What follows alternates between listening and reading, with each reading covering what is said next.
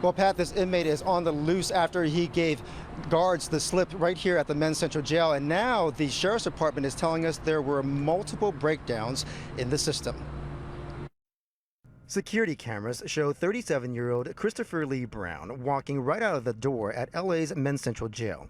Deputies realized there was a breakdown last night after they conducted electronic head counts using inmate wristbands that are barcoded. Use barcode scanners on the wristband, and if, for example, a barcode scanner wasn't working, or maybe he was in a line at the clinic and hadn't been updated yet, then that could explain why he wasn't in a housing area, for example.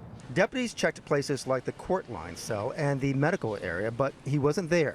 From these shots, you can see Brown is dressed in street clothes during his escape, meaning he managed to change out of his jail uniform. The Sheriff's Department says he also ditched his wristband. He got to the release area and then said he was another inmate who was due for release.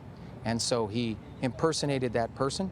He had torn off his wristband, and so ultimately a process was followed, but it appears that the process wasn't followed fully. Brown was sentenced to 4 years yesterday in a burglary and identity theft case out of Alhambra, which we featured back in October.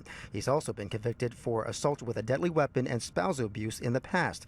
The jail is equipped with about 1,800 cameras, but even with all that technology, all they were able to do was prove that he did in fact walk right out of the jail's doors. Preliminarily, it appears that there were mistakes made by jail staff, and who are human beings and they make mistakes too. But at the same time is that we need to look at all aspects of this, not pass judgment.